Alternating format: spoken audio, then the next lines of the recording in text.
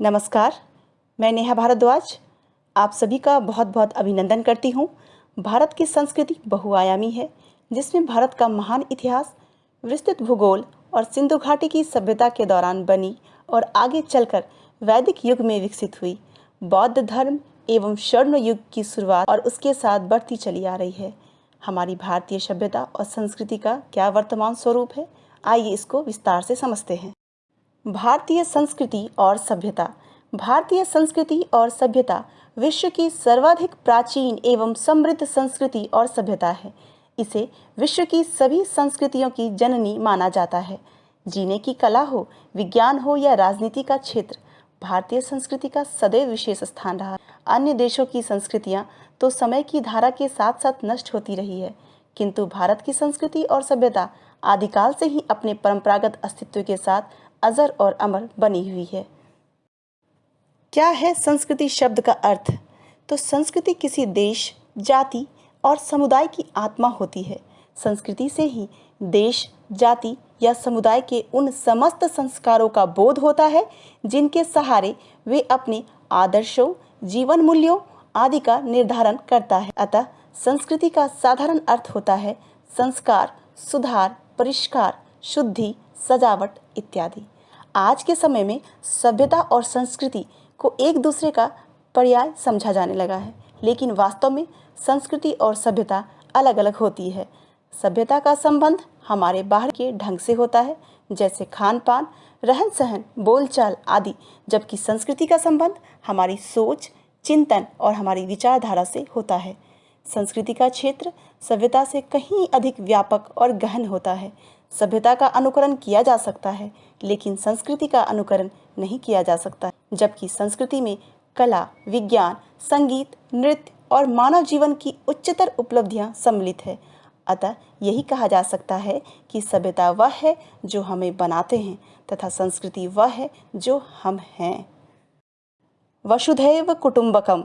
महोपनिषद अध्याय 4 श्लोक 71 में यह इस प्रकार उद्धृत है।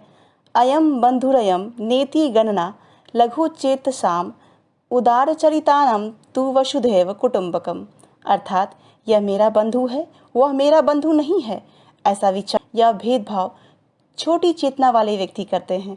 उदार चरित्र के व्यक्ति संपूर्ण विश्व को ही परिवार मानते हैं। संस्कृति शब्द संस्कृत भाषा की धातु क्री यानी करना से बना है।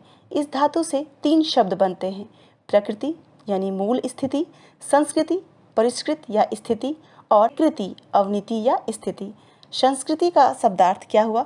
उत्तम या सुधरी हुई स्थिति, यानी कि किसी वस्तु को यहाँ तक संस्कारित और परिष्कृत करना कि उसका अंतिम उत्पाद हमारी प्रशंसा और सम्मान प्राप्त कर सके। वसुधैव कुटुंबकम का अर्थ है जहाँ एक ओर पूरी वसुधा अर्थात हमारी पृथ्वी को एक परिवार के रूप में बांध देता है, वहीं यह भावात्मक रूप से मनुष्य को अपने विचारों और कार्यों के प्रभाव को विस्तृत करने की बात कहता है। भारतीय संस्कृति का सर्वाधिक व्यवस्थित रूप हमें सर्व वैदिक युग में प्राप्त होता है। वेद विश्व के प्राचीनतम ग्रंथ माने जाते हैं। प्रारंभ से ही भारतीय संस्कृति अत्यंत उदात्त, समन्वयवादी, सशक्त एवं जीवंत रही है, जिसमें जीवन के प्रति वैज्ञानिक दृष्टिकोण तथा आध्यात्मिक प्रवृत्ति का अद्भुत समन्वय पाया जाता है। भारतीय विचार आदिकाल से ही संपूर्ण विश्व को एक परिवार के रूप में मानते रहे हैं। इसका कारण उनका उदार दृष्टिकोण है। हमारे विचारकों की उदार चरितानम तु वसुधैव कुटुंबकम के सिद्धांत में गहरी आस्था रही है। वस्तुतः शारीरिक, मानसिक और आत्मिक शक्तियों का विकास ही संस्कृति की है और इस कसौटी पर भारतीय संस्कृति पूर्ण रूप से उतरती है। प्राचीन भारत में शारीरिक विकास के लिए व्यायाम, यम, नियम, प्राणायाम, आसन, ब्रह्मचर्य आदि के द्वारा शरीर को पुष्ट किया जाता था। मानव संस्कृति। यह संस्कृति ऐसे सिद्धांतों पर आश्रित है जो प्राचीन होते हुए भी नए हैं। ये सिद्धांत किसी देश या जाति के लिए नहीं, बल्कि समस्त मानव जाति के कल्याण के लिए है। इस दृष्टि से भारतीय संस्कृति को सच्चे अर्थ में मानव संस्कृति कहा जा सकता है। के सिद्धांतों पर स्थित होने के कारण ही तमाम आघातों के बावजूद भी यह संस्कृति अपने अस्तित्व को सुरक्षित रख सकी है। यूनानी, पार्शियन, शक आदि विदेशी जातियों के हमले, मुगलों और अंग्रेजी साम्राज्यों के आघातों के बीच भी यह संस्कृति नष्ट नहीं हुई। प्राणशीलता के स्वभावगत गुण के कारण और अधिक पुष्ट एवं समृद्ध हुई। भारतीय संस्कृति का वर्तमान स्वरूप और महत्व क्या है? तो भारतीय संस्कृति ब्रिटिश साम्राज्य की नींव के साथ सभ्यता ने संस्कृति को दबाने की बहुत कोशिश की, जिससे संस्कृति का यथार्थ स्वरूप उभर नहीं सका। इस युग में सामाजिक आचार विचार पर पश्चिमी संस्कृति का प्रभाव पड़ा। संयुक्त परिवार के परिवारों का पृथक्करण होने लगा। धर्मनिरपेक्षता के सिद्धांत ने धर्म को पीछे धकेल दिया। विज्ञान के ज्ञान ने अपेक्षित स्वरूप की अपेक्षा कर दी। भौतिकवाद उभर कर सामने आया और भारतीयों का सांस्कृतिक दृष्टिकोण अपने मूल लक्ष्य से भटक गया। आधुनिकतावाद की अवधारणा का समाज में आना आसान हो। वैश्वीकरण और आधुनिकीकरण के मध्य में गहरा संबंध है।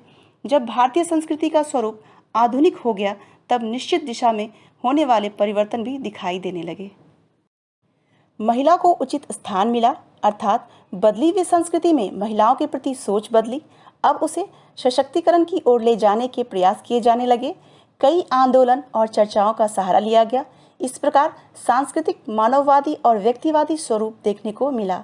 मानव के विकासशील एवं सृजनात्मक पर बल देते हुए धर्म एवं तर्क, विज्ञान एवं धर्म का ही नहीं वरन प्राच्य एवं पाश्चात्य विचारधाराओं के समन्वय का प्रयास किया गया। संस्कृति के नए स्वरूप में गांव की संस्कृति को छोड़कर शहरीकरण देखा गया। इस पर विशेष ध्यान दिया जाने लगा। शहरीकरण से पलायन भी देखा गया। इस प्रकार लोग अपनी पुरानी संस्कृति को छोड़कर आधुनिक संस्कृति को अपनाने लगे। आधुनिकता की जड़ें यूरोपीय पुनर्जागरण से जुड़ी हुई है। यूरोपीय पुनर्जागरण में नए नए अन्वेषण और आविष्कार हुए। धर्म और दर्शन का नया संस्करण सामने आया। कला और विज्ञान के नवीन साधना का श्री गणेश हुआ। राजनीति तथा समाज व्यवस्था में मौलिक क्रांति का सूत्रपात हुआ। अतः के परिणाम स्वरूप पश्चिमी यूरोप एवं एशिया में एक नवीन चेतना का प्रचार हुआ और संचार हुआ। प्रौद्योगिकी विकास, विवेकीकरण आदि द्वारा सभी क्षेत्रों में बुनियादी परिवर्तन हुए, जिसके परिणाम स्वरूप समाज की एक विशिष्ट स्थिति को प्रदर्शित करने वाली अवधारणाएं बनी।